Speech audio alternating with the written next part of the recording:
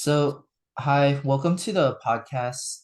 For this episode, we have a very special guest, and she is a college trombone professor at the University of Akron. So, Dr. Rudzinskas, would you like to introduce yourself?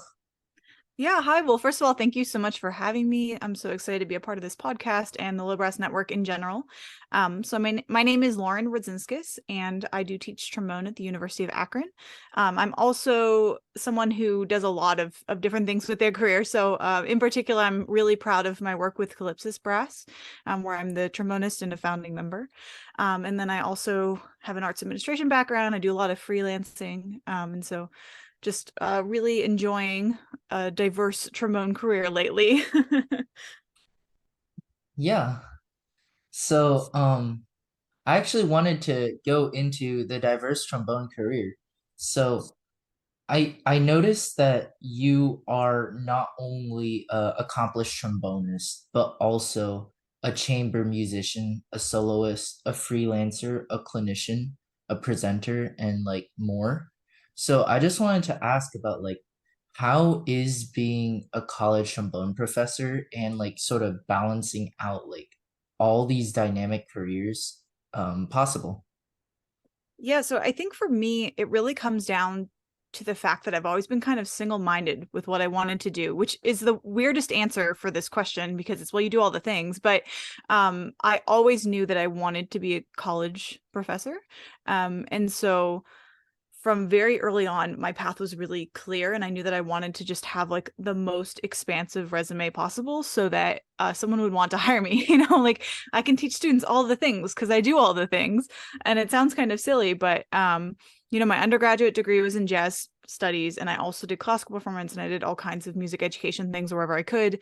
I went on to get a master's in classical performance and performer certificate and the doctorate and pedagogy minor, like just all the different things. But along the way, I just thought it was so important to make sure that I was as well rounded as could be, because that's the kind of musicians that I want to send out into the world, and that's something that I'm really proud of my studio, and that working to always improve is just I think in today's music field you can't just be one thing anymore. Like the days of I sit in an orchestra and I make a living playing in this orchestra, and like maybe I teach some lessons on the side, but like this is my thing. I'm an orchestral musician. That's all I do. I don't even play pops concerts. Like that's not a thing anymore. I think musicians in general, you'll find in any position, even if it's purely playing, like you're required to do some arts administration things. Like you're going to have, for example, if you're in a military band position, you're going to have your other responsibilities, which might be marketing for the group or running social media or band librarian, something like that. If you're a college professor, like you're doing all the things, and that's just kind of the name of the game now because of the world that we live in. And I think there's actually a lot of good aspects to that. I don't even think that necessarily diversifying your skill set is even that uncommon anymore, because it's just something that we all do. So for me, a lot of it just came naturally. Like I had research I was really excited about, and so I applied to present it at conferences, and then um, at different places, like it was accepted, and so I got to present and continue developing the scholarship and this research, or going out and giving master classes. When it comes to playing, I've always been someone who's just trying to be the best musician possible. I'm just always trying to be the best version of myself, be as improve myself as much as possible, so that no matter what style, what genre I'm playing, like the fundamental thing to me, and this translates to my students as well, is like, just you are a fundamentally good musician. That's my goal. I just want to have like great trombone skills, so and that translates to great musician skills and ensemble skills and all those things. But at the end of the day, when you have your fundamentals locked down and you are prepared, there's not really a humongous difference between, okay, I'm sitting in this orchestra this week, or I'm playing a chamber show the next week. It's still the same kind of ears, the same kind of listening. It's just the ensemble's changing a little bit. And I think the same goes for solo playing. It's just, for me, it's always been about just being prepared and playing the best that I can. And I love it. So it's always been something that for me, I'm just really excited to get out there and play, whether it's in a big band or premiering a weird unaccompanied trombone piece, which has been a lot lately with COVID. So Yeah.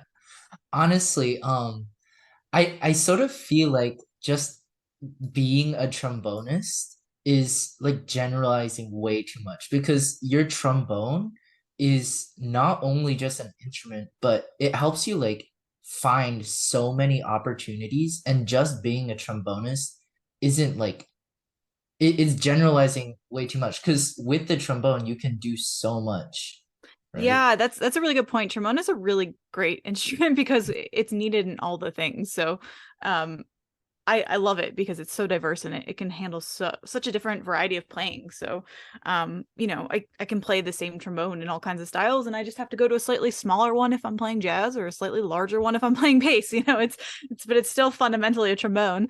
And then if I want to pop some valves in, I just pull out my euphonium. So, and it's basically the same thing too. So it's nice to have like that versatility, I think. Uh, Yeah, and speaking on that, so I know you said that that you like being able to play all the different types of music and everything. Do you have a favorite? Oh gosh, okay. That's tough, but I think it's still solo playing. I mean, brass quintet is a really close second. I love calypsis. I love playing with them, especially I have a phenomenal group of faculty brass members at Akron who I love playing with. But it's just there's just something about playing like you're just on the stage like by yourself or with a pianist, and you just like, especially I love playing really fast trombone stuff. I just like getting up there and just being like, yeah, trombones can move their slide too. It's really fun. So I think Yeah, it is a tough call, but I think I do have to still say I really love giving recitals. see, If I had to pick one thing, I think it's that. no, I'm actually really glad that you said that because that's one of the things I found through my time, and I feel that's like the hardest thing for young musicians as they're progressing their music careers, actually playing a solo piece, like preparing for like your jury or whatnot. I feel like everybody tries avoiding it, even though, playing solos are a really fun thing to do, but it's also one of the hardest things you can do. Yeah, yeah, and I think a lot of that I have to thank my teachers at Eastman because um just in general for me it's been fun. It's been what I like doing. And in my undergrad too, I was never that person that was really scared for juries, but it's just because like I practiced so much that by the time I hit my jury, I was like, yeah, like I know how to play this piece. I'm just going to enjoy sharing it with people. But then at Eastman, it was like we did so many recitals all the time. It was like it's just like, oh, it's another recital, and it not in a negative way, but just like it's another check mark less than like this is, oh my gosh, this isn't the one recital I do, or maybe this only the second recital as a student. So that's one thing with my students I really like try to do is give them lots of opportunities to perform, to play solos, so that it becomes less of like, you have one chance at your jury in this 5 minute slot, maybe 10 minutes, to play this piece that you've worked on all semester. But instead it's like, oh yeah, like your jury, that's just another chance for you to share it because you've already played it for an audience at a studio recital, and you've played it in studio class a bunch of times, and maybe on like a freshman recital where everyone got to play one piece.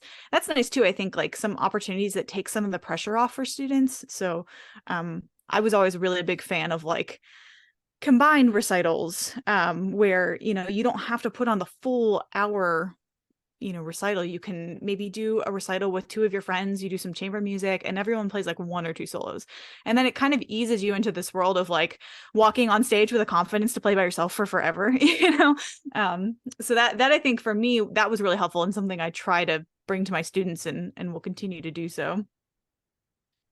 Yeah, I mean, I know it's like it's been said, but music is definitely art. I think when you're playing with other people, the main goal is to like blend in with others and to like make the best piece together. But when you have like these solos, these beautiful solos, you get to like know so much about like the feelings involved while playing and like know even a little bit about that player, which is why I think like some solos are really, really like intriguing and like just good in general. Yeah. uh, yeah. Yeah, and I think I have like a sweet spot for kind of like older undergrad and master students. I just love teaching them because they're at that time in their career, and I think we all have been there where like you're getting past working on just like really nailing your fundamentals and worrying about like, will I play all these notes right in the recital? And you're getting to the point where it's like, I'm making music, and not only am I making music, but I'm like making my own personalized musical expression of this piece. So starting to put into like, this is my version of this piece, and it sounds completely different than when this other trombonist plays it or this other trombonist. And developing your own musical personality, I think is really fun to work on with students. And it's kind of a big turning point, I think, for all of us when we get to the point where, we're just playing for the music, and we're just excited about making beautiful music rather than worrying about like, okay, am I going to play this in tune? Obviously those things are always going to happen. We're always going to be working on our fundamentals, but I think there's kind of a shift in mentality that happens at some point in our studies where we really like step into the spotlight of being a musician and a soloist. And it applies to ensemble playing. It applies to sitting in orchestral section. It doesn't matter where you are, but when you get to that point where you're just like really able to immerse yourself in the music, I think it's really special. So, like putting yourself in the shoes of these students that you teach, what would you say like is the main goal of the class, or like what goes on in the classroom, and like what is emphasized? Yeah, so for me, I sort of touched on it earlier, but for me, I think it's just about getting them to be as well-rounded and confident as I can. So making sure that they have that really solid foundation of fundamentals, making sure that they're confident playing in different styles and different clefs, and just being exposed to a variety of music. So we have a real emphasis on music by historically marginalized composers and living composers in the Akron Trombone Studio. I'm really proud of that, and my students are really enjoying, I think, getting to learn a lot of new repertoire and things that really speak to them personally. Um, and yeah, I think part of it too is these students are, for the most, I mean, all of them really were in school during a COVID period, which really has affected musicians in a lot of ways. So I think a little bit of it too is just trying to help them find what normal is going to feel like as a musician, and kind of rediscovering your love for music and your passion for getting better at it. I think is a really important thing for all of us, because as much as we want to just be like, oh yeah, things are back to normal now. I mean, first of all, like COVID is still happening, we're not totally back to normal, but also it really had an effect on musicians and just everyone in general. So I think that's part of it too, is really trying to find a way to make these students just excited about learning again. So for me, I really try to make everything that I do very adaptable and try to bring a lot of creativity to my teaching. So, no two lessons are the same, and studio classes are completely different wild rides every week, and I think it's really important that my students get exposed to a lot of different teaching styles and experiences, because they've been like locked on a computer for a while, and they're going out into the real world in not that long.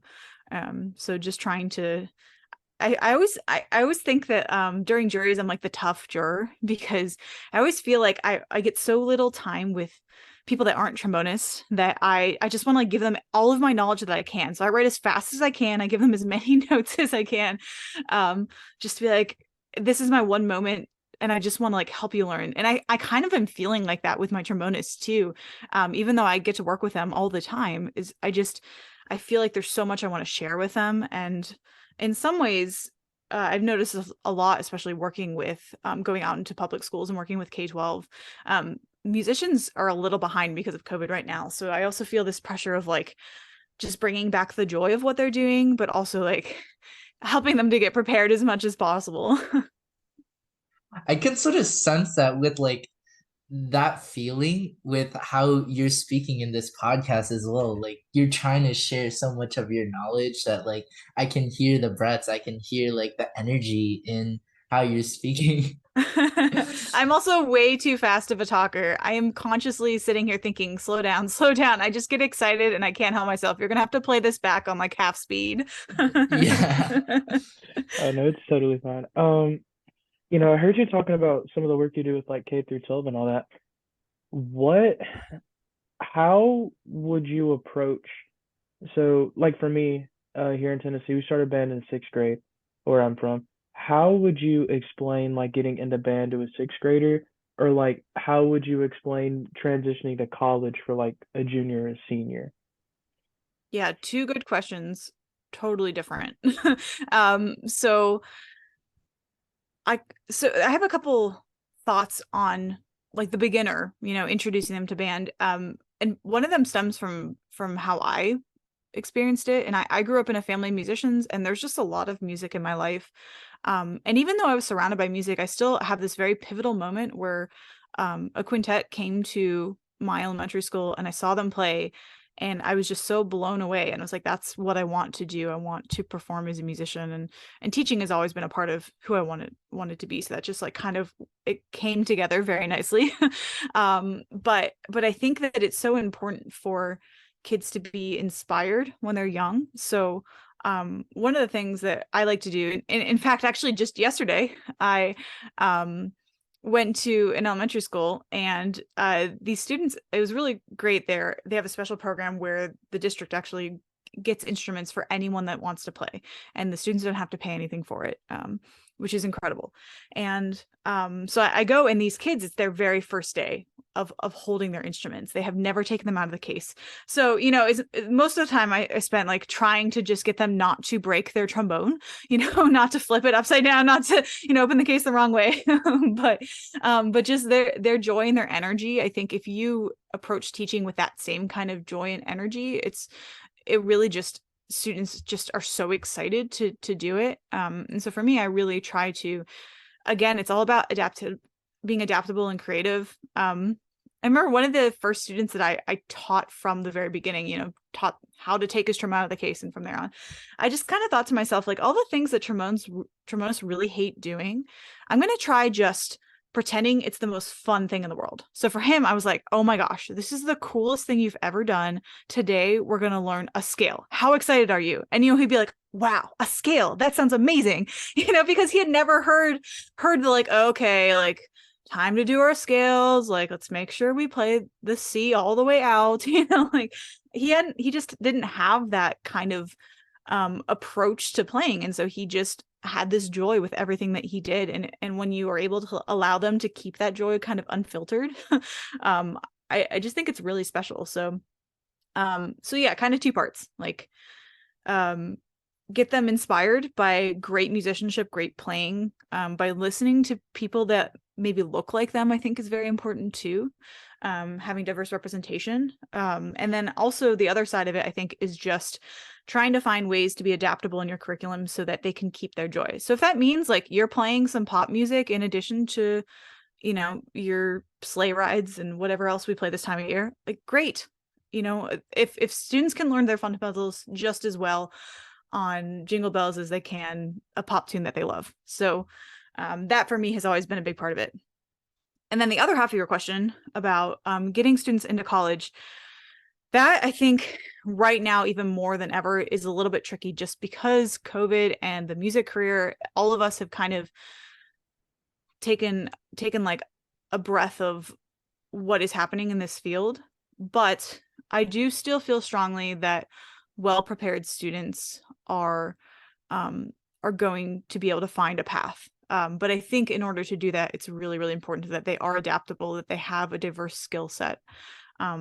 So for me, when it comes to, specifically talking to high school students and they're asking about careers in music, or maybe they're on the fence, they're undecided about what they want to do, I always try to just sort of talk through the things that they're passionate about and what vision they see for their future. And a lot of these kids have different visions anyway. They're not all coming and saying, I want to be this exact thing. So I think just sort of talking through what they want to do, and finding a way for that to incorporate music, and whether that's as a music major or a minor, or, it's music education or music business. There's so many ways to incorporate your passions with music.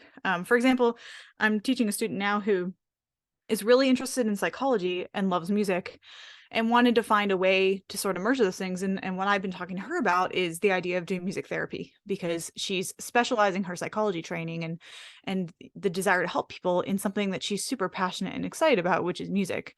So I think there's a lot of ways to find a path to music. And I think just letting students know that there are options out there. And then another big thing is a lot of students just don't think they're good enough. I've worked with so many trombonists who are like, yeah, I could never make it in music. And they have all the skills they need. They just don't have the confidence because they feel like they don't have the experience. And a lot of that comes from like, okay, yeah, their band class was over Zoom for 2 years, you know? So I think that too, just giving students opportunities to like be with other really great players. So for example, I just had the Akron Trombone Choir. We went to the zoo and we played all this zoo themed holiday music. It was super fun.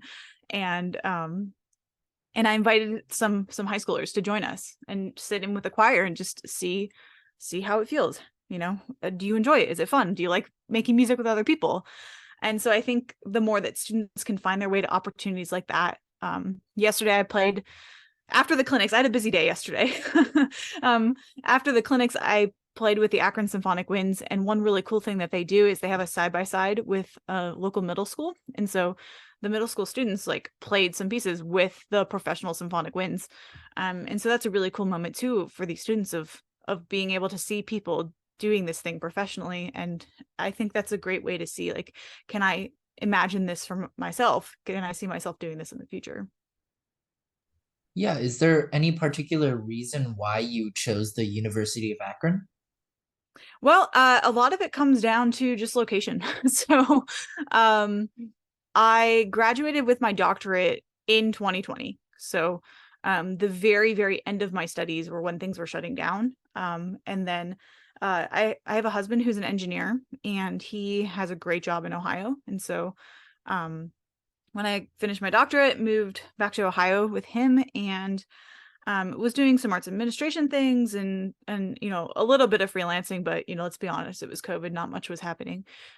So that's when I started some initiatives like the virtual trombone workshop, and got the ball rolling on Calypsis Brass and some other things like that. And then Akron opened, and I've always had this dream that I would go somewhere where I would take a studio that was maybe like smaller or struggling, and I would just grow it into this huge thing. And Akron has this really strong history of trombone playing, and was such a strong studio for so long.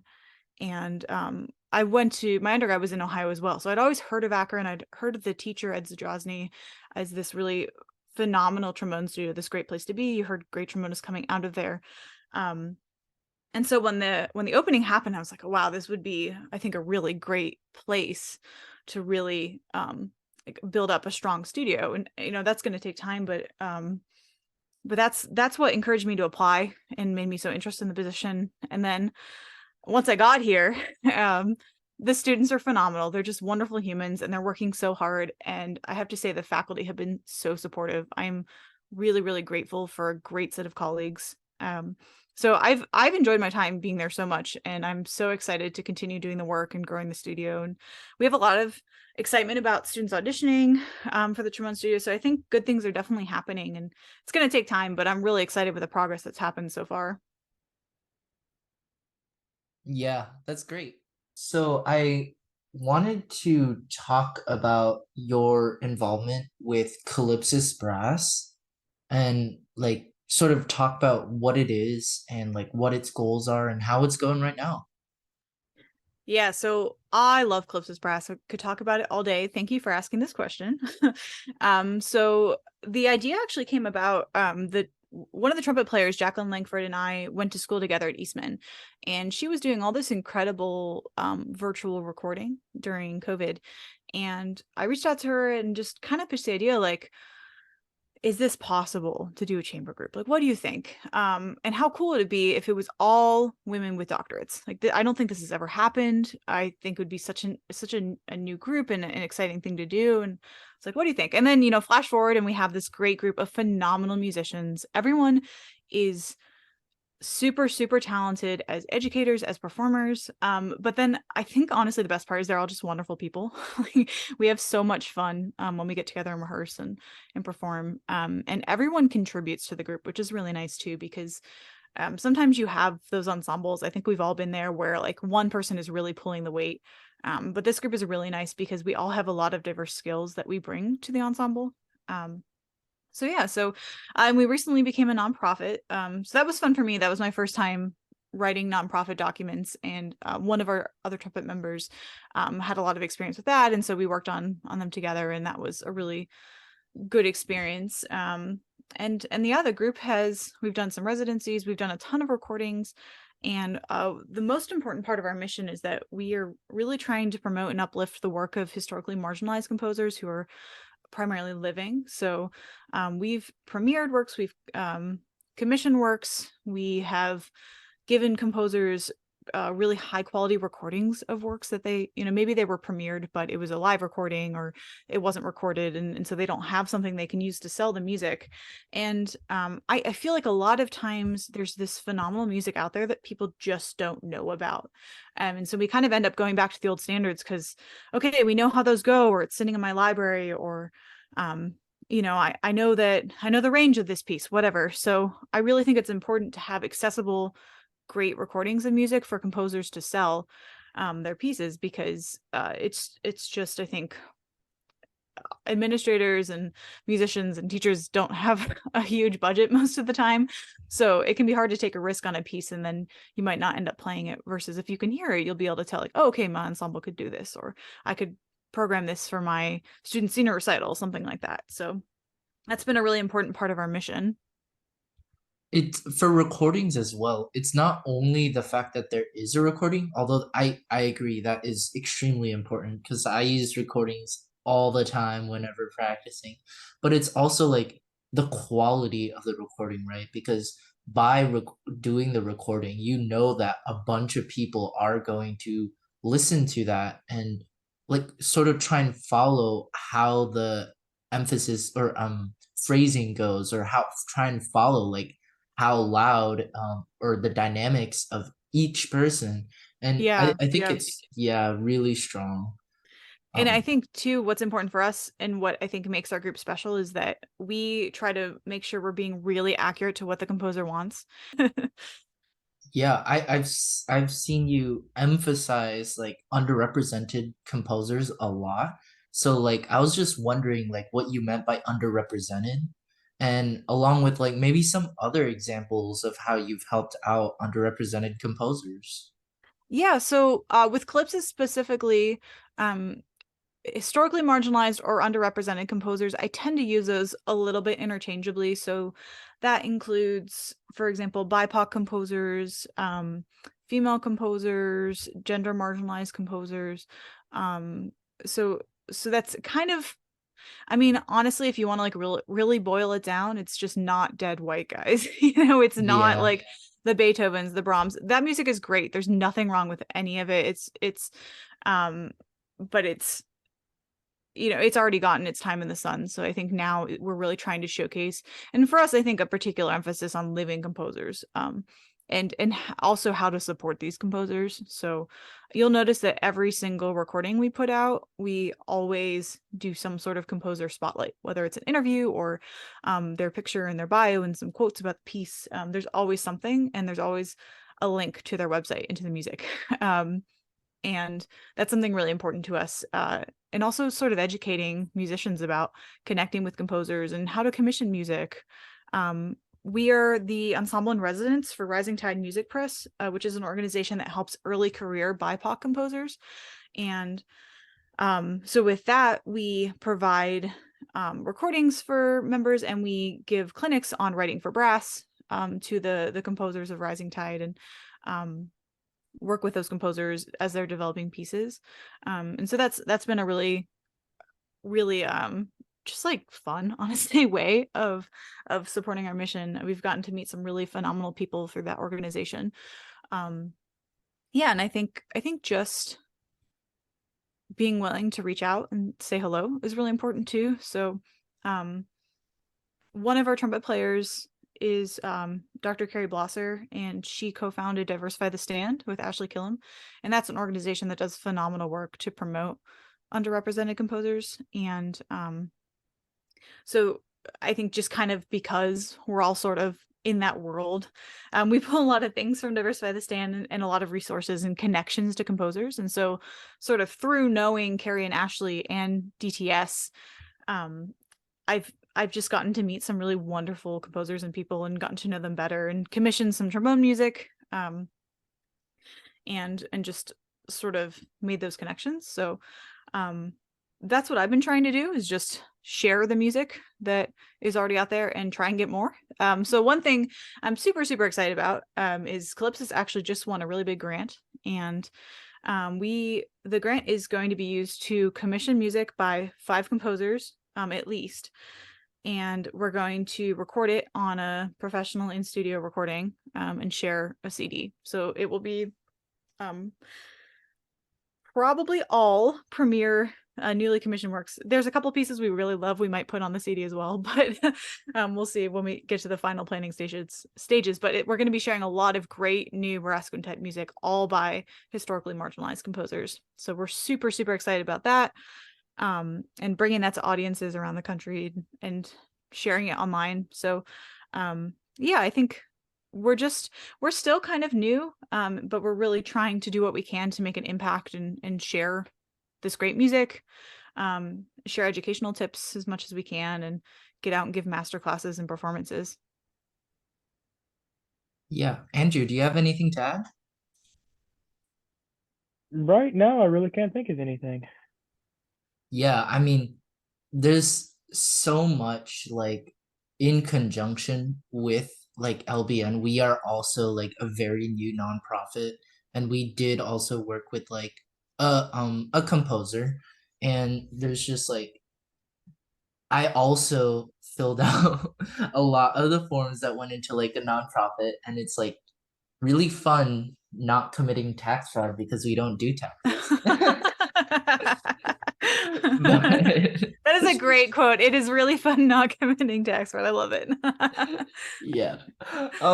And like right now as well, I think the thing with like getting into this sort of business is just the people that you meet. And it's like there's so many like people committed out there that like most low brass players, they don't not know how they sound like, or they do not know like how they play and stuff like that.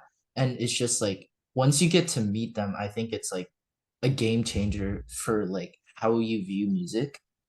Yeah. And so like you started talking about like master classes, right? Do you have any like examples of master classes that you got or you gave out?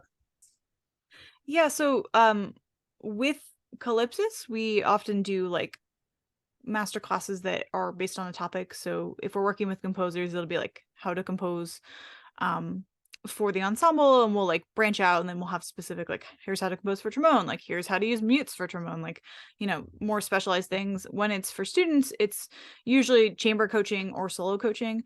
One thing that I tend to do when I give master classes is I kind of like to go in a little bit without a this sounds terrible, but like I don't always go in with a really structured plan, because most of the time when I'm giving master classes, I'm listening to someone play and I'm coaching them on the music. That's just, at least in the trombone world, that's pretty much always the way these things function. But I really like to, because I do so many different things with my career, I always have like some topics kind of prepared. And so I really like to sort of like pull from what students are asking, or maybe like their experiences, and talk about those things. And then I do also give presentations for different things. Like, for example, the International Women's Brass Conference Mentorship Program. Last year, I gave some presentations on like web design, on graphic design for musicians, on creating professional documents. I did a lot of presentations for that, actually.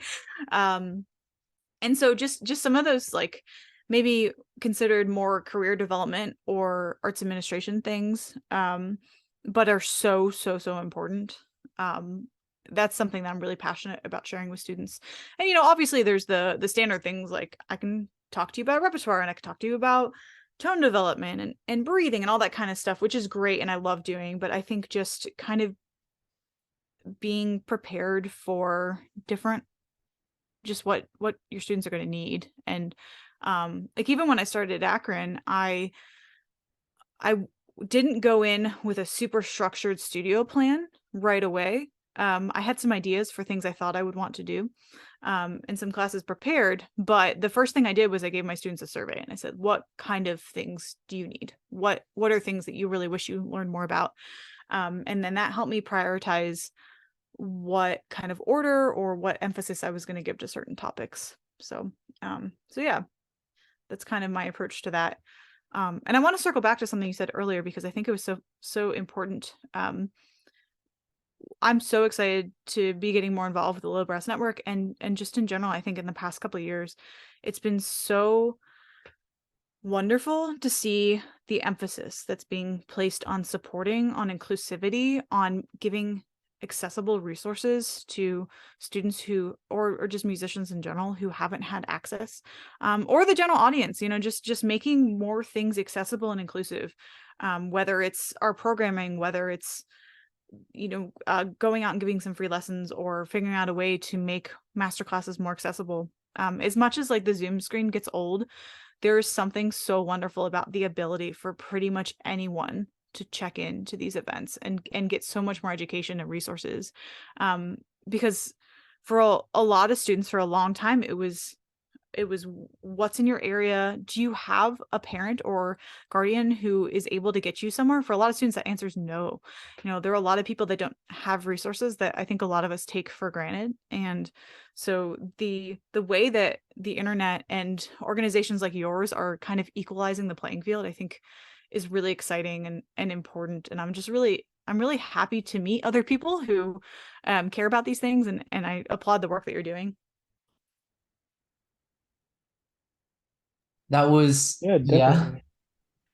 Um, Actually, speaking about like the involvement with LBN, like I'm really excited about the LBN festival, and like I'm really glad, but do you want to state like what your role is in the festival itself? Yeah, so I was invited to be a judge, which I'm super excited about. I love listening to people play music, and as I already said, I am a juror who gives a lot of comments and feedback. So those of you who get judge sheets from me know it's only because I care.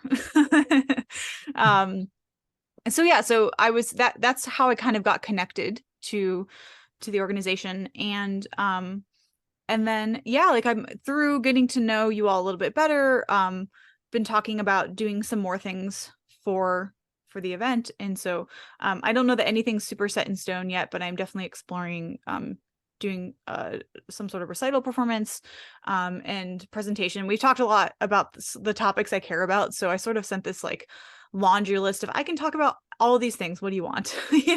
Yeah. So excited to share some of the things that I'm passionate about with people. And yeah, just get connected to this organization more and hopefully help support the great work that you're doing in any way that I can. So yeah, I also heard you were going to be like presenting a master class in the festival as well.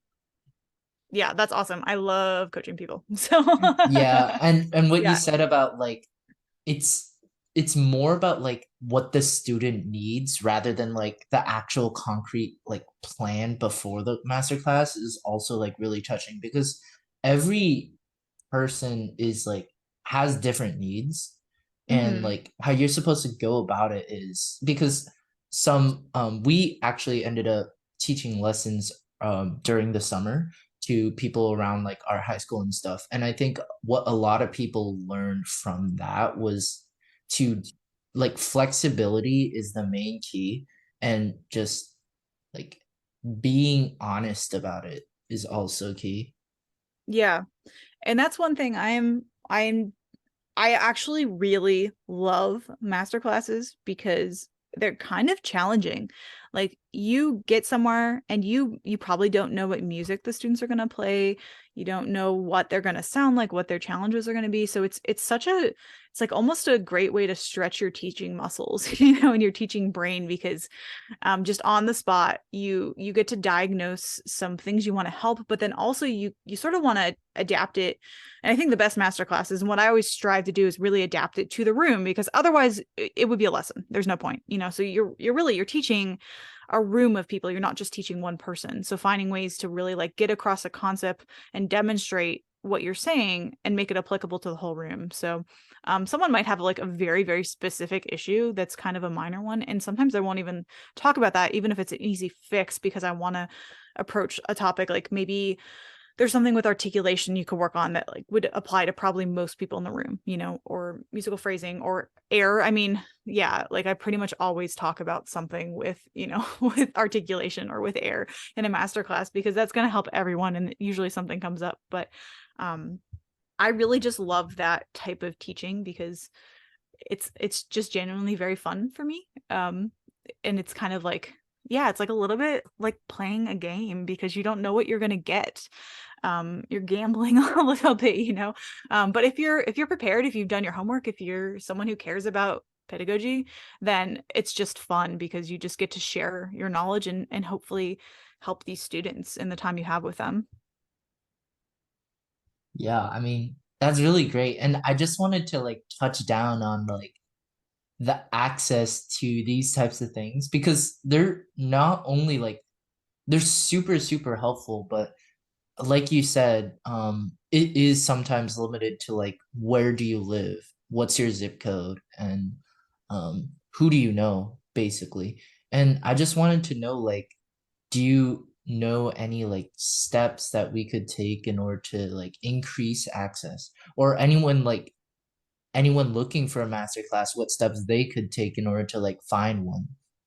Yeah, it's such a good question. So I think the biggest advice I can give is to diversify your recruitment or your marketing. So don't just send an email to the teachers at the good schools, send an email to the teachers at the schools with smaller studios or that are maybe further away from you or in lower income areas.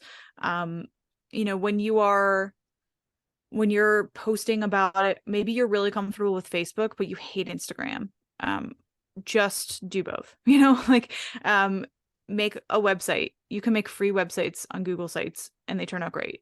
Pay like $10 for a domain. I do that all the time for events because you never know how someone is going to find your information. And then I think another thing is the more accessible you can make it. So if you're in a position to make something maybe free and open to the public, or if you're in a position to maybe have some scholarships available to an event, I think the more accessible you can make it, I I don't know. I want musicians to get paid and I want the whole world to be this wonderful place, but I also want things to be accessible and inclusive. And at the end of the day, there are people that cannot afford the same opportunities as others. So we have to find ways to equalize that. So I think just the more that you can do to branch out to as many places as possible. Maybe you have a flyer that you drop off at local churches or at grocery stores, and people whose band teachers don't, or maybe like just like exhausted and don't forward emails, they have a chance to see it.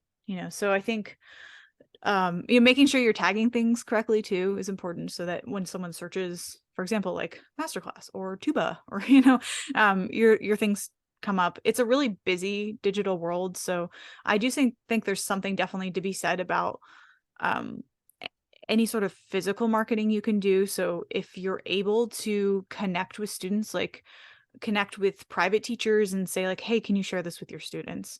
I found a lot of success with a virtual trombone workshop by bringing in a lot of people who wanted to be involved in the organization and asking them to share it with people. So like kind of that word of mouth network. So as you get more people interested and involved, maybe you say to the people who follow your event on Facebook, like, can you all just tell your students or tell 3 of your friends, just help us spread the word. When you're doing something really good and your mission is something that people can get behind, I think you'll find that people are willing to help you share the news about it, and reach out to as many people as possible. Yeah. I mean, yeah, it's like, but there's also steps for like the person themselves that are looking for the master class to take, and I was wondering like what you would say about that. Yeah, so um this is such a good question. I feel like there's someone better than me to answer it, but I'm going to do my best. Um and I think again, it's kind of the same answer but flipped, and it's that be curious. Do your best to like don't just watch TikToks about people falling into pools, like follow some TikToks about the instrument that you're so passionate about. Don't just go on YouTube and search for, if you're a trombonist, Joe Alessi, like one trombonist ever. He's amazing. He has great recordings, but try searching for beyond that. Search for, find a piece that you like, look at someone different in the side, and kind of scroll through things. Just be curious and explore beyond what you're comfortable with. And then I think another way is to, like, for example, if you're a student, like ask your teachers, ask alumni who are in college, really just let people know that you're curious and you're interested and you want more opportunities, and people will be excited about that and want to help you. I will say, if you are a high schooler, reach out to your local college professors, because we love connecting with high school students, and middle school, elementary school too. Like, just reach out to us. There's so many opportunities at local colleges. There's events you can go to listen to music. There's almost always an opportunity to get involved. At Akron, we had events like pretty much every week where you could come and you could perform, or you could listen to great music. I mean, we definitely every week if it's just a concert, but so many chances for people to come on campus and get involved and have opportunities, and they're almost always free. So I think that's a really great place to start, is reach out to local places that are doing things like that, whether it's a college or a performing arts center. And then if you have the means, lessons are phenomenal. Like, take a lesson with a great teacher, and they're going to help connect you to so many places. And I think that's a really good place. Obviously, it's not accessible for everyone, but that's a really good place to start too. I think, yeah, that was amazing advice, and it is such a great, like, shameless plug into LBN Festival, because we found, we sort of like know this, or we're sort of on the front lines, because LBN was created by like high school students. Well, I mean, me and Andrew are in college now, but like we were in the front lines of sort of like knowing what is going on, and like at the heart of like the solution. And so we like purposely tried to find like as many professors and as many like composers and people who like play low brass as we could. And so with our like LBN festival, it's like not only like international and stuff, but it's like also not only the famous people, but also like the people who are just as passionate, just as like good sounding, I guess is the way to put it. And we're like also inviting all of them over as well, hoping to get a response. And right now it's like it's a pretty good response. Yeah, I think again, it's just like, it's so important to diversify your experience in every way in music.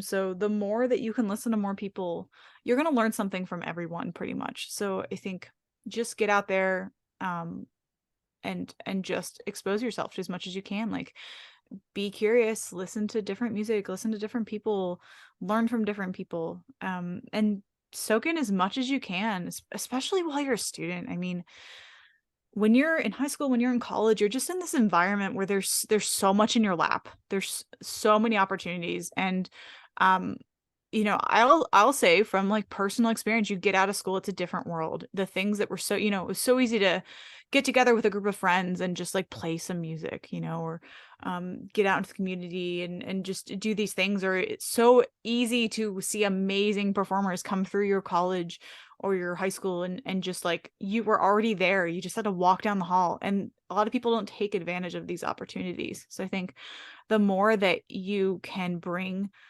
a passion for music and a curiosity to being a human being, I think the better experience you're gonna have, the better person and the better musician you're gonna be. Yeah. Is there anything else you'd like to add? No, I just want to say again, thank you so much for having me. I'm very excited to be a part of the festival and to be on this podcast. And thank you for your time. Thank you to anyone who's listening. It was super nice to connect with you. You can find me anytime on social media. It's just my name, Lauren Rudzinskas. I have a website. please check me out at Akron if you're interested in studying trombone. It's a great place to be. Shameless plug. But yeah, I would love to connect or answer questions, or if you're someone out there and you're like, I have nothing in my area and I have no opportunities and there's no one to take lessons with, like, just let me know. We'll hop on Zoom. I'm happy to work with you and give you a free lesson. So just reach out. Yeah, that's great. Thank you so much for coming in as well. Um and I think, is that the end of the episode? Yeah, and once again, thank you so much. I mean, this was great. Yeah. Yeah, well, again, like, thank you for having me. This is a lot of fun.